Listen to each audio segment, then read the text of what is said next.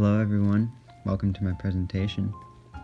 Before I get into my defense, I would like to ask you all to take a moment to sit back and relax. You see, apple juice is a soothing beverage, and it helps to calm the mind, probably. So sit back, relax, drink some juice, listen, and enjoy the rest of the movie.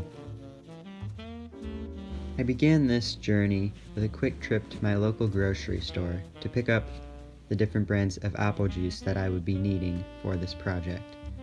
Now, before I got into any of the actual testing, I spent a good 2 days just bonding with the juice, so none of the later testing or judgment that was yet to come would feel informal or anything like that.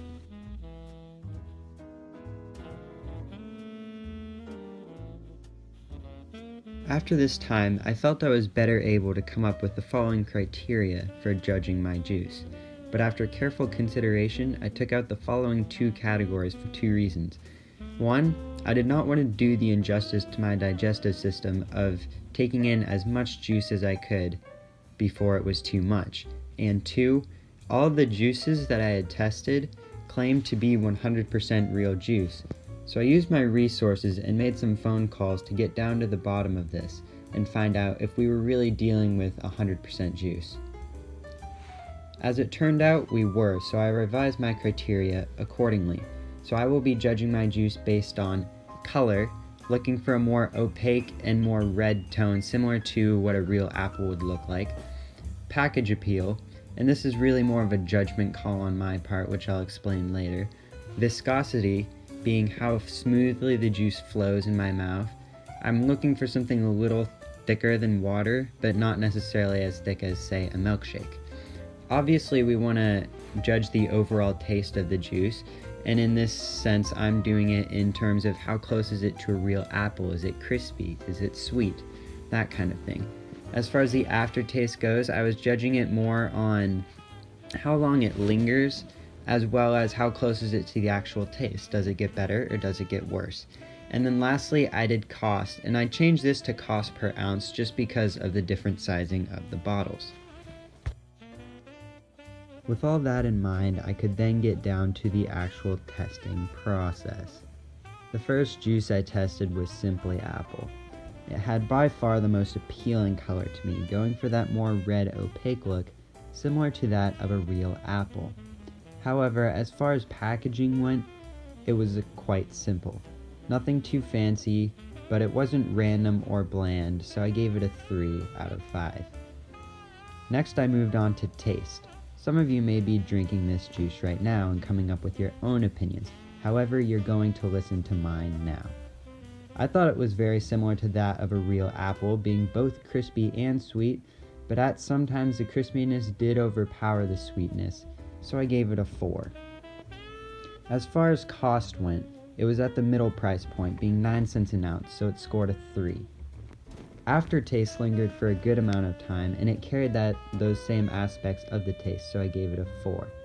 And then viscosity, to me, was the best out of all 4. I could clearly tell that this was a juice, and I didn't have the feeling that it was watered down at all, so I gave it a 5, scoring it an overall 4 out of 5. The next juice I tested was Treetop. For color, it had that translucent, watered-down look, but it at least had a darker shade than Kroger, which you'll see later, so it didn't look too much like pee, so I gave it a 2. For package appeal, I actually thought it had a very nice leafy patterning along the top, along with the logo, so I gave it an overall 4. As far as taste went, it had that solid apple taste that everyone loves. It was sweet, but not excessively sweet. However, it lacked that luscious crispiness that the apple has, so I gave it a 3. For aftertaste, it did have a slight aftertaste, unlike Kroger, which again I'll get into later, but it also still lacked that crispiness factor, so it also scored a 3. As far as viscosity went, it was more closer to water rather than an actual juice, which added on to that whole watered down factor that I saw in the color, so I scored it a 2. And then as far as cost went, it was the second least expensive, being only 5 cents an ounce, so I got a 4, scoring it an overall 3 out of 5. The next brand I tested was R.W. Knudsen, and yes, That is how it is pronounced. I googled it. For color, it was almost perfect. It held that same opaque look, but had just a slightly lighter tone than Simply Apple, so I gave it a 4 out of 5. The package appeal scored a 5 because rather than being made of plastic, it was made out of glass, and it had a really nice geometric design along the bottle's neck, which allowed for an easier grip. For taste, this was by far my favorite taste. It had the perfect balance of sweetness to crispiness, so I gave it a 5. It also scored a 5 in aftertaste for having it linger for just the perfect amount of time before it would start to taste rotten in your mouth. For viscosity, I gave it a 4 because it was more between Simply Apple and water on the viscosity scale. However, it leaned more closer to that of Simply Apple, giving it that same juiciness viscosity. For cost, I gave it a 2 because it was the most expensive one out of the bunch, but it still wasn't crazily expensive, being only 12 cents an ounce.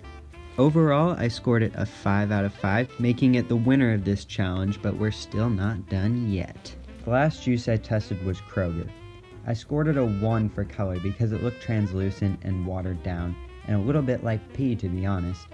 For package appeal, I gave it a 2 because it was nothing that fancy, and any decals that were on there seemed rather random. But it wasn't trash, so it still scored a 2. For taste, I also gave it a 2. I didn't necessarily think it was a bad taste. It still tasted like apple, but again it had that watered down taste and didn't really have any crispiness like some of the others did. For aftertaste, I gave it a 1 because I didn't really notice any aftertaste, but what I could notice was similar to that of the taste. For viscosity, I also gave it a 1 because it flowed very similarly to that of water, adding down to the whole watered down effect. However, for cost, it scored a 5 because it was the cheapest out of any of them, being only 3 cents an ounce. But overall, it still scored a 1 out of 5 because it missed the most points on the criteria list.